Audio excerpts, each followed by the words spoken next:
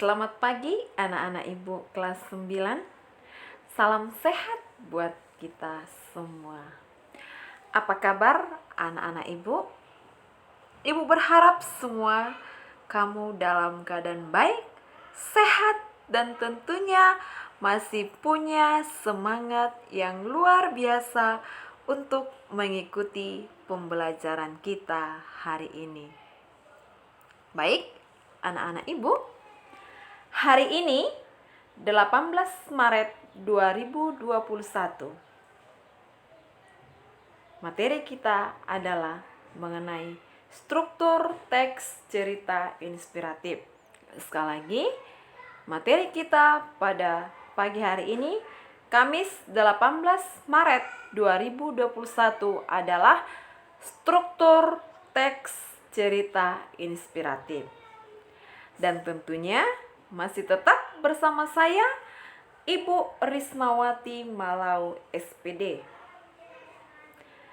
Nah, anak-anak ibu, pada hari Selasa kemarin kita sudah mempelajari mengenai pengertian dan ciri-ciri teks cerita inspiratif. Maka hari ini kita akan membahas mengenai struktur teks cerita inspiratif. Adapun KD kita pada pagi hari ini yaitu KD 312, yaitu menelaah struktur, kebahasaan, dan isi teks cerita inspiratif. Nah, sekali lagi, KD kita yaitu KD 312, menelaah struktur, kebahasaan, dan isi teks cerita inspiratif. Nah, lalu apa tujuan pembelajaran kita dari KD kita ini? Yuk, sama-sama kita melihat apa tujuan pembelajaran kita hari ini berdasarkan KD kita tadi. Nah, ini dia anak-anak ibu tujuan pembelajaran kita. Adapun tujuan pembelajaran kita pada pagi hari ini yaitu sesudah pembelajaran ini nanti kamu diharapkan mampu memahami struktur teks cerita inspiratif. Sekali lagi, tujuan pembelajaran kita pada pagi hari ini yaitu sesudah pembelajaran ini nanti kamu diharapkan mampu memahami struktur teks cerita inspiratif. Baik, anak-anak ibu, sebelum kita melanjutkannya lebih dalam lagi, apa itu struktur teks cerita inspiratif? Kita layak mengucap syukur kepada Tuhan karena Dialah yang memberikan kesehatan, keselamatan kepada kita, sehingga sampai saat ini masih bisa kita merasakan kasih karunia-Nya.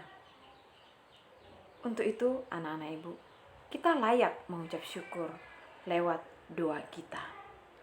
Namun sebelum kita berdoa, kita angkat satu pujian kita untuk memuliakan nama Tuhan. Nanti anak-anak ibu bisa mengikutinya dari rumah. Hari ini kita mengangkat satu pujian untuk memuliakan Tuhan, yaitu Selamat Pagi Bapa.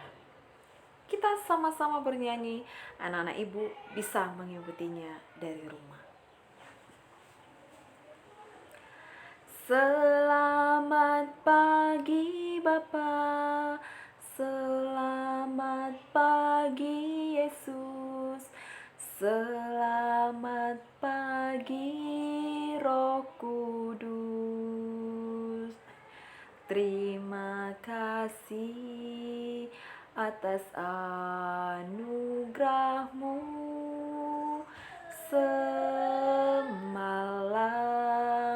telah berlalu, ku memuji, ku bersyukur memuliakan namamu, Allah Bapa, Putra, Roh Kudus. Terima kasih. Sekali lagi. Selamat pagi Bapa, selamat pagi Yesus, selamat pagi Roh Kudus. Terima kasih atas anugerah-Mu semalam telah berlalu.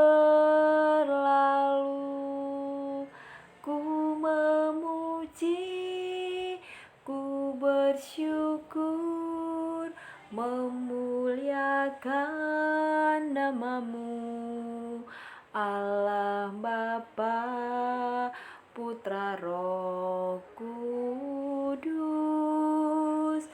Terima kasih.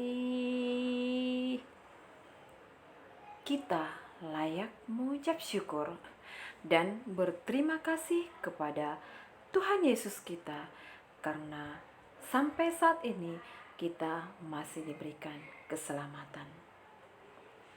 Maka saat ini anak-anak ibu, ambil sikap yang hening, ambil sikap yang tenang, ambil sikap yang layak untuk berdoa. Kita tandai diri kita dengan tanda kemenangan Kristus, dalam nama Bapa dan Putra dan Roh Kudus. Amin.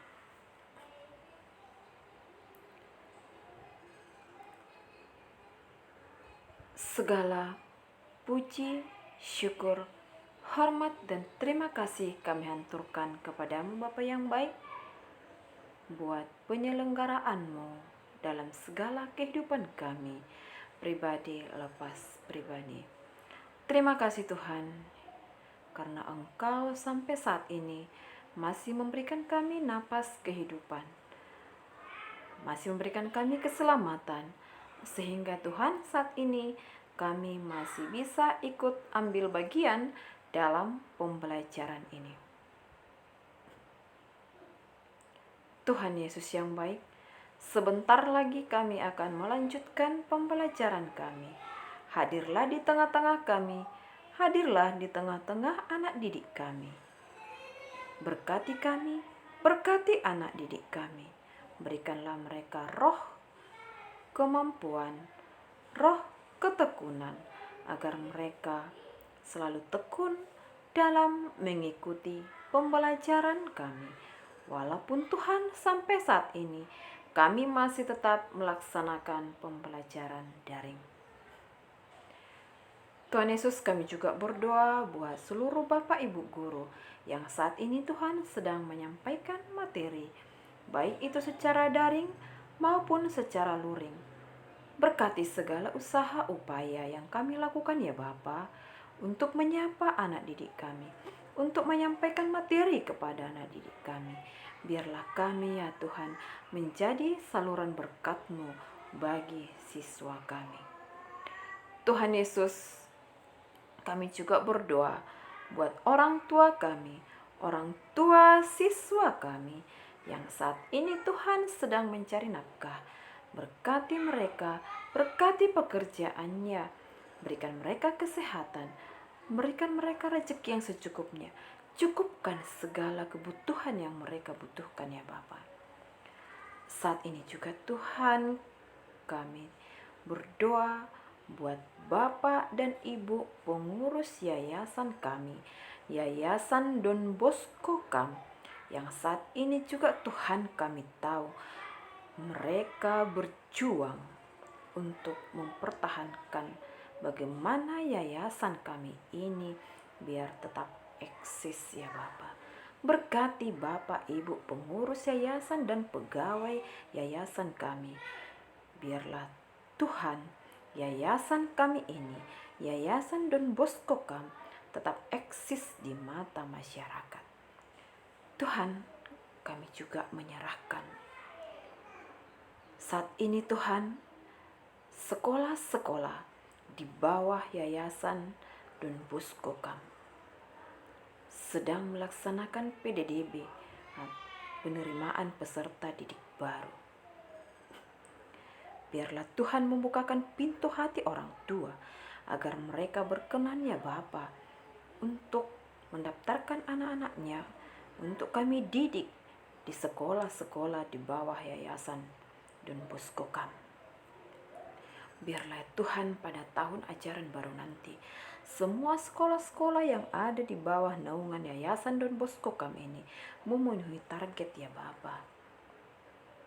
Dan semoga yayasan kami ini dan juga sekolah-sekolah yang ada di bawah naungan yayasan kami ini tetap diyakini, tetap dipercayai oleh masyarakat dan juga orang tua. Tuhan Yesus yang baik, saat ini juga Tuhan, kami tak henti-hentinya berdoa buat pandemi yang sampai saat ini masih kami alami. Biarlah Tuhan, Engkau yang berkuasa atas segalanya. Kami yakin dan percaya ya Tuhan, bahwa tiba saatnya nanti kami akan memperoleh kebahagiaan, sukacita yang datang daripadamu, sehingga pembelajaran tatap muka secara langsung di sekolah dapat kami laksanakan. Kami yakin dan percaya ya Bapa, bagimu tidak ada yang mustahil. Ampuni kami Bapa, ampunkan kami atas segala dosa dan pelanggaran kami, agar kami layak menerima segala berkat-Mu. Bunda Maria, Bunda pertolongan abadi, sampaikanlah segala permohonan kami kepada Putra-Mu Yesus Kristus, yang kami yakini tidak akan pernah menolak segala permohonan-Mu. Sama-sama kita doa salam Maria. Salam Maria, penuh rahmat, Tuhan sertamu. Terpujilah engkau di antara wanita, dan terpujilah buah tubuhmu Yesus. Santa Maria Bunda Allah, doakanlah kami yang berdosa ini, sekarang dan di waktu kami mati. Santo Yohanes Don Bosco, doakanlah kami. Amin. Dalam nama Bapa dan Putra dan Roh Kudus. Amin. Baik, anak-anak ibu, kita lanjutkan kembali. Apa saja itu yang termasuk ke dalam struktur teks cerita inspiratif? Nah, ini dia struktur teks cerita inspiratif.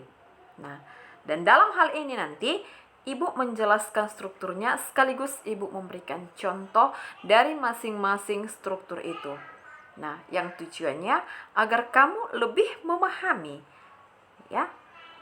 Baik, struktur yang pertama itu ada orientasi. Sekali lagi, struktur yang pertama itu ada orientasi.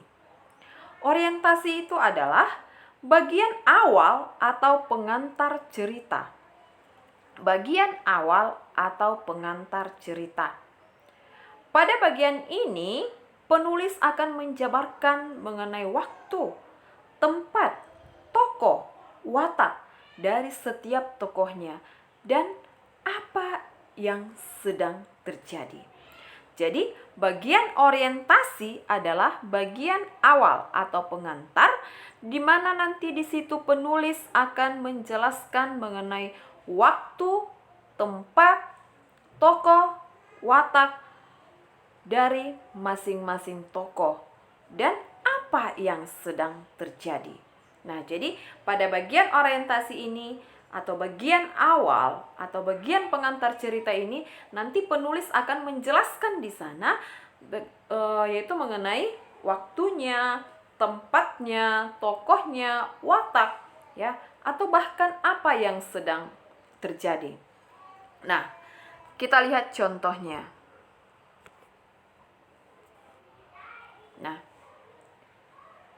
cerita ini tentang seorang kakek yang sederhana, hidup sebagai orang kampung yang bersahaja.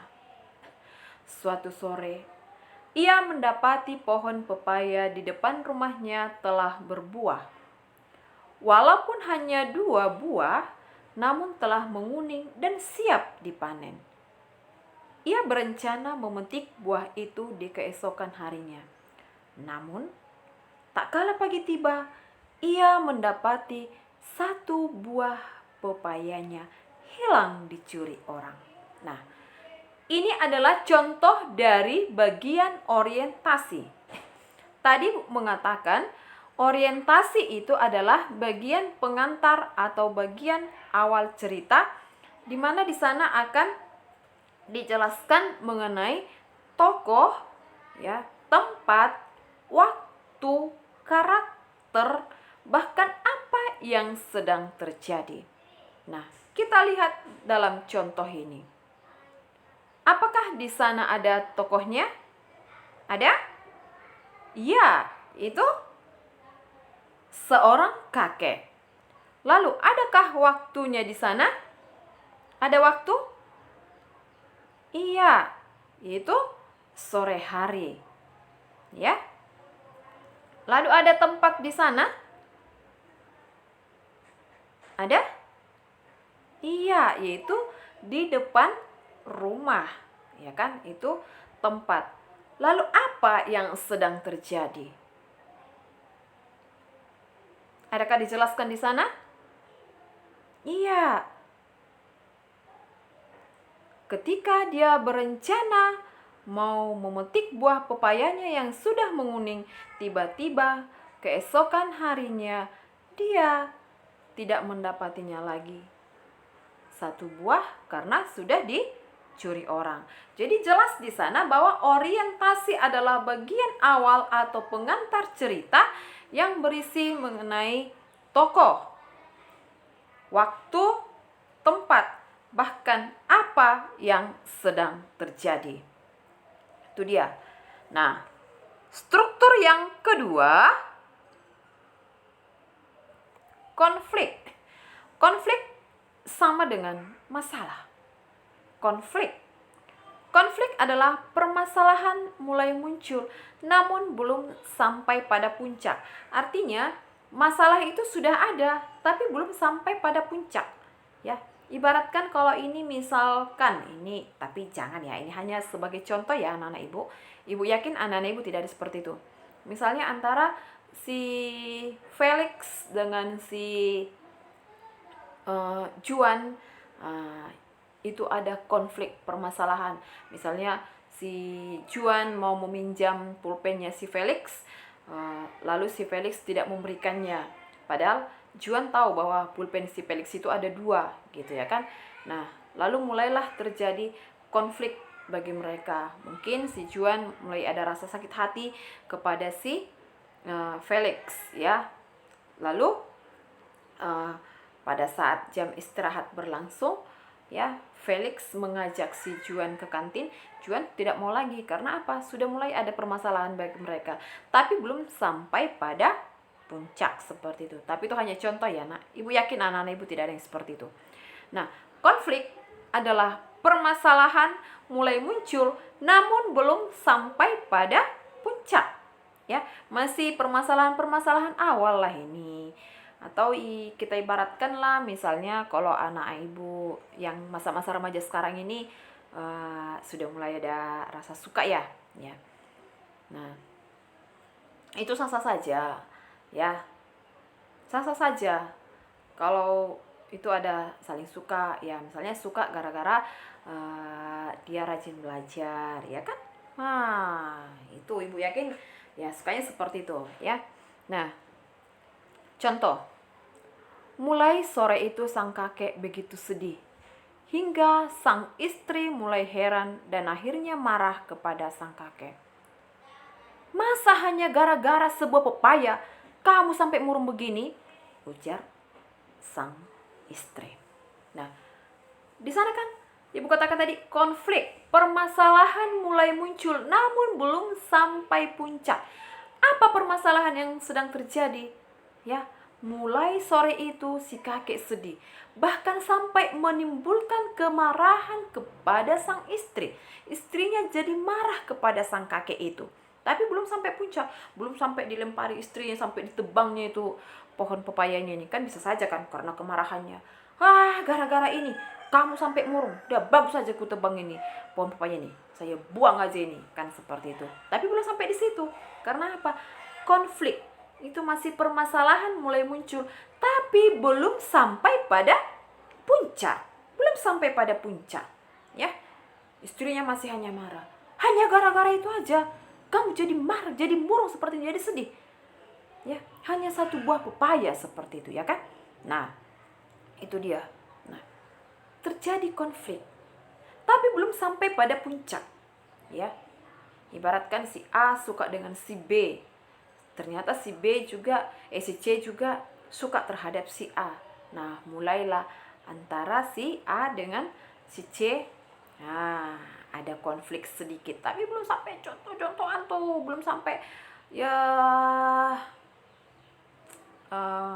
puncak emosi seperti itu. Nah, di sini juga dari contoh ini kan sudah Ibu jelaskan, mulai sore itu sang kakek begitu sedih, kan sudah ada masalah kan, yang tadinya itu sudah ceria, sudah senang mau panen, ternyata ya karena didapatinya pagi-pagi itu tidak ada lagi satu buah itu, dari 2 buah tinggal 1 buah lagi, buah pepayanya itu. Mulai itu dia sedih, terus dia murung, ya. Akhirnya sang istri yang melihat marah gitu, ya. Sang istri mulai heran dan akhirnya marah kepada sang kakek. Masa hanya gara-gara sebuah pepaya kamu sampai murung begini? Ujar sang istri. Nah, tapi belum sampai pada puncak, tapi sudah ada permasalahannya, di mana di sana sang kakek murung dan menimbulkan kemarahan istrinya. Nah, ini struktur yang kedua. Nah, baik, kita lihat struktur yang ketiga. Komplikasi. Ya, ibarat kalau kan waktu tatap muka, ya. Bu, Karisma izin, Bu. Kenapa? Dia sakit. Sakit apa? Komplikasi. Hah? Komplikasi apa? Demam, Bu, batuk, pilek. Artinya penyakitnya tidak satu, ya kan, Nak? Nah, itu hanya canda saja ya, Nak. Oke, baik. Struktur yang ketiga yaitu komplikasi. Komplikasi itu sendiri merupakan permasalahan sudah sampai memuncak. Nah, kalau tadi pada konflik itu permasalahan itu masih belum memanas. Kalau komplikasi ini sudah klop dia, ya, sudah puncak permasalahan, ya. Pada bagian ini penulis menceritakan kejadian penting, sebab dan pemicu yang menimbulkan konflik antar tokoh yang akan menimbulkan kejadian-kejadian yang lain sebagai akibat dari konflik tersebut. Nah, intinya di sini bahwa komplikasi itu sudah sampai puncak permasalahan. Oke, kita lihat contohnya.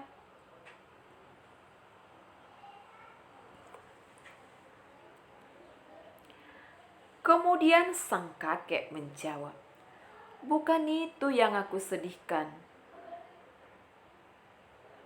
Lalu percekcokan adu mulut pun terjadi.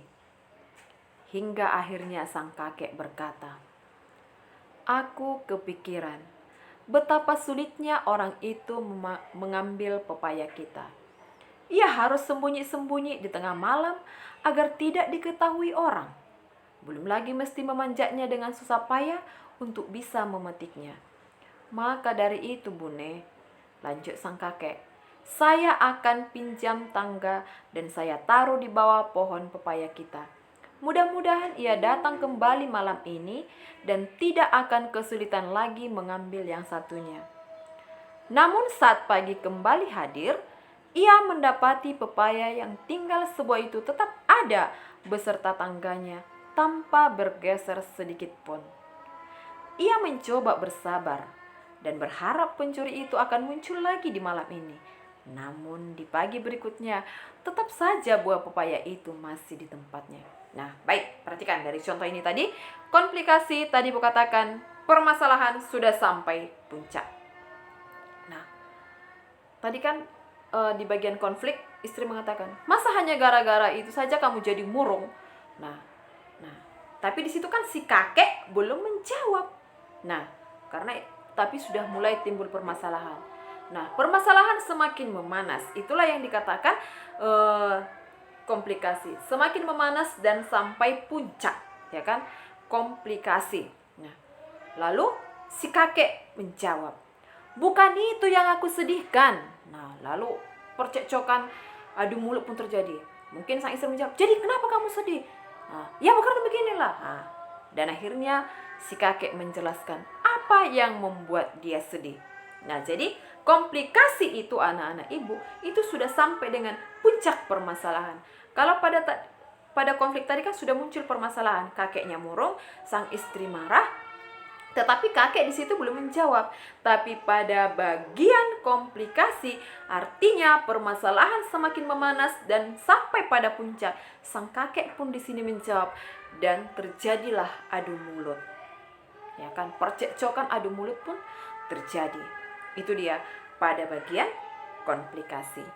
Baik, anak-anak ibu, kita lihat yang berikutnya.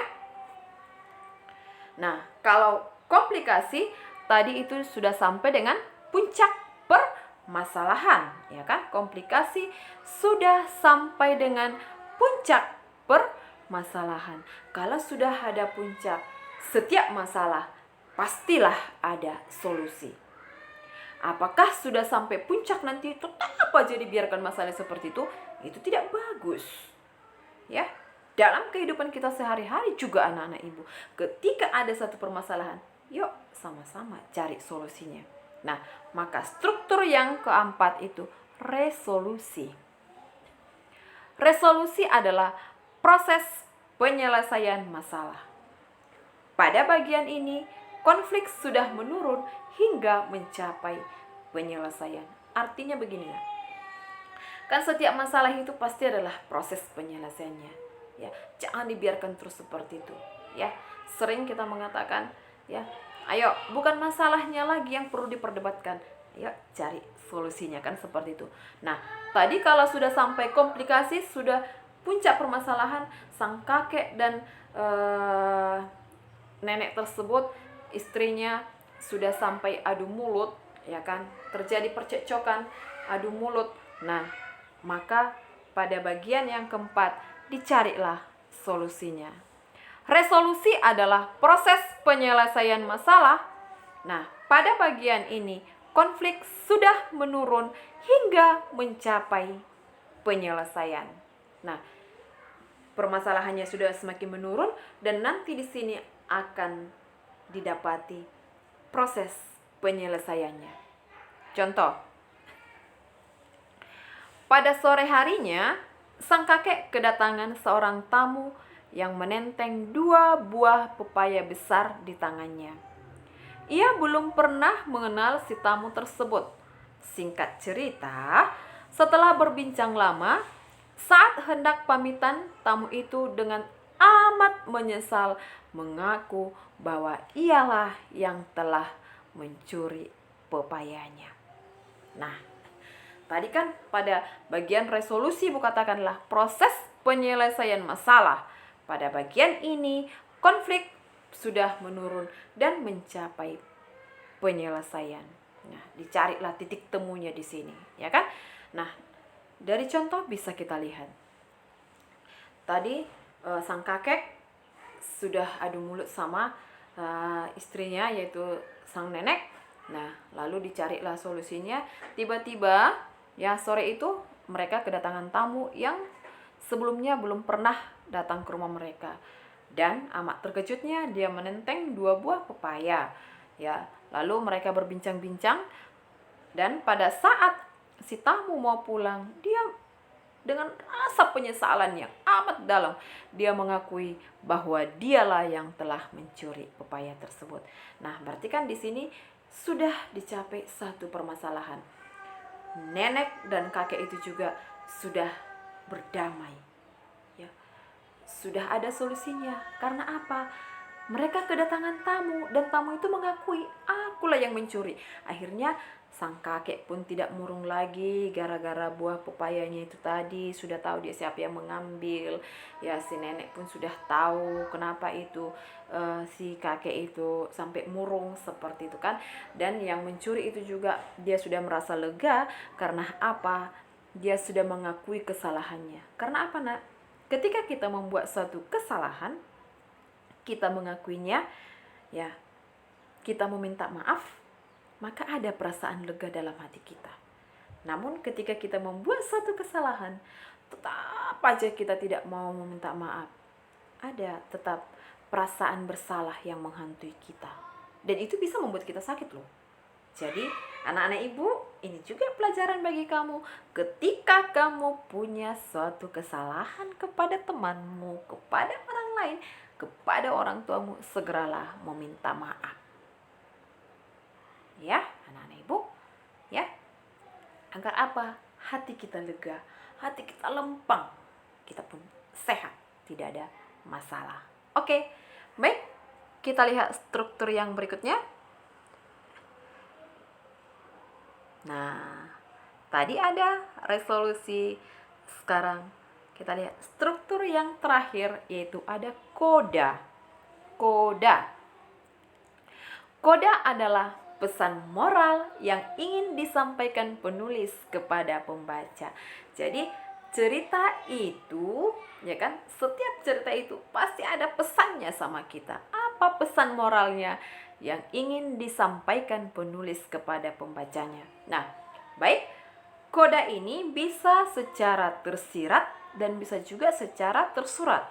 Nah, tersirat, nah artinya dalam cerita itu penulis tidak menuliskan apa pesannya, tetapi pembacalah yang menyimpulkan, oh inilah pesan moralnya sama saya. Nah, tetapi ada juga yang tersurat. Di sana penulis nanti akan menjelaskan, maka dari itu inilah nilai moral yang bisa kita petik dari cerita tersebut. Nah, jadi koda itu adalah pesan moral yang ingin disampaikan penulis kepada pembaca, anak-anak ibu. Nah, tadi ibu katakan di sini, koda ini ada tersirat dan ada yang tersurat. Kalau tersirat, nah, penulis tidak menuliskan di akhir ceritanya apa pesan moralnya, tapi kitalah yang membaca, yang mengambil hikmahnya. Oh, inilah pesan moral dari cerita tersebut. Tetapi kalau tersurat itu nyata dituliskan oleh penulis, dalam akhir ceritanya akan dituliskan, oh misalnya dibuat, maka dari itu inilah pesan moral yang ingin disampaikan kepada kita. Seperti itu anak-anak ibu. Kita lihat contoh. Mampukah kita tetap bersikap positif saat kita kehilangan sesuatu yang kita cintai, dengan ikhlas mencari sisi baiknya serta melupakan sakitnya suatu musibah? Sekali lagi, mampukah kita tetap bersikap positif saat kita kehilangan sesuatu yang kita cintai, dengan ikhlas mencari sisi baiknya serta melupakan sakitnya suatu musibah? Nah, hikmah yang bisa diambil dari cerita ini adalah tentang keikhlasan, kesabaran, kebajikan, dan cara pandang positif terhadap kehidupan. Nah, inilah yang ibu katakan tadi, nak, bahwa koda atau pesan moral itu ada secara tersirat dan ada secara tersurat. Nah, tersirat tadi ibu katakan penulis tidak akan menuliskan, ya kan, nilai moral dari cerita itu, tapi pembacalah yang memetik, oh inilah pesan moralnya. Sesudah saya baca cerita itu, oh seperti ini, inilah pesan moralnya bagi saya. Nah, kalau tersurat, ya, penulis pada akhir ceritanya akan menuliskan pesan moralnya. Dari contoh ini, apakah ini kodanya tersirat atau tersurat? Ya, betul sekali. Tersurat, Ibu. Karena apa, anak Ibu? Iya, karena di situ dijelaskan hikmah yang bisa diambil dari cerita ini adalah tentang keikhlasan, kesabaran, kebajikan, dan cara pandang positif terhadap kehidupan. Baik, anak-anak Ibu, demikian pembelajaran kita pada pagi hari ini. Semoga apa yang Ibu jelaskan bisa diterima anak-anak didik Ibu. Namun sebelum Ibu menutup ataupun mengakhiri pembelajaran kita pada pagi hari ini, ayo kita buat kesimpulan tentang apa yang sudah kita pelajari hari ini. Ingat anak-anak Ibu, sesuai tadi dengan tujuan pembelajaran kita di awal. Apa Ibu katakan tadi tujuan pembelajaran kita di awal? Iya, sesudah pembelajaran ini nanti anak-anak Ibu diharapkan mampu memahami struktur teks cerita inspiratif. Nah, tadi kan sudah dijelaskan strukturnya, sudah Ibu buat contohnya, ya kan? Maka sebelum Ibu menutup pembelajaran ini, yuk kita buat kesimpulannya. Ayo anak-anak Ibu. Iya, bahwa struktur teks cerita inspiratif itu ada berapa? Iya, bagus sekali. Ada 5 struktur teks cerita inspiratif. Baik, apa tadi itu yang pertama? Iya, yang pertama adalah orientasi. Di mana orientasi ini adalah bagian awal atau pengantar sebuah cerita yang di dalamnya dijabarkan mengenai tokoh, tempat, waktu, bahkan apa yang sedang terjadi. Bagus sekali anak-anak Ibu. Nah, orientasi. Yang kedua, iya, betul sekali, konflik. Nah, konflik adalah permasalahan. Namun permasalahan belum sampai pada puncak, ya kan? Oke, baik anak-anak Ibu. Nah, yang ketiga itu apa? Komplikasi. Komplikasi adalah permasalahan semakin memanas dan sampai pada puncak. Komplikasi, ya kan? Baik, yang keempat apa itu? Iya, paten sekali anak-anak Ibu, yaitu resolusi. Resolusi adalah proses penyelesaian dari suatu masalah. Dan yang terakhir apa? Yo, anak-anak Ibu yang terakhir. Iya, koda. Koda adalah pesan moral yang ingin disampaikan oleh si penulis kepada si pembaca. Nah, koda tadi ada? Iya, 2. Ada tersirat dan ada tersurat. Kalau tersirat, penulis tidak akan menuliskan pesan moralnya di akhir cerita, tapi pembacalah yang mengambil pesan moral dari cerita yang sudah dibaca. Sementara kalau tersurat, di situ penulis akan nyata menuliskan pesan moral dari cerita yang ditulis. Baik, demikian pembelajaran kita hari ini anak-anak Ibu. Kita sudah membuat kesimpulannya. Sebelum Ibu menutupnya atau mengakhirinya, Ibu akan memberikan pantun kepada kamu. Dan ini merupakan pantun motivasi. Semoga dengan pantun-pantun yang Ibu buat, kamu termotivasi lebih semangat lagi.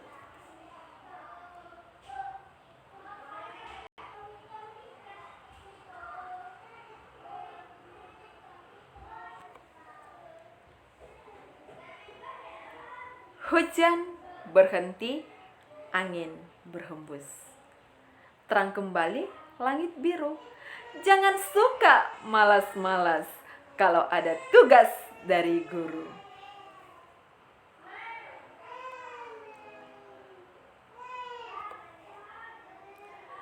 Pisau sembilu banyak gunanya untuk mengiris daging domba. Hati ibu selalu merasa bahagia kalau bisa menyapa Anda. Demikian pembelajaran kita pada pagi hari ini. Mari beradaptasi dengan kebiasaan baru. Ingat 3M. Sekali lagi, mari beradaptasi dengan kebiasaan baru. Ingat pesan ibu 3M. Yang pertama, mencuci tangan di bawah air mengalir, menggunakan masker apabila kita bepergian keluar rumah, dan menjaga jarak.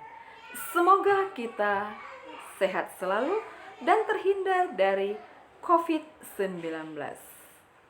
Terima kasih buat kebersamaannya. Tetaplah jaga kesehatan dan yang paling penting jangan lupa berdoa agar kita tetap selamat. Terima kasih Ibu ucapkan.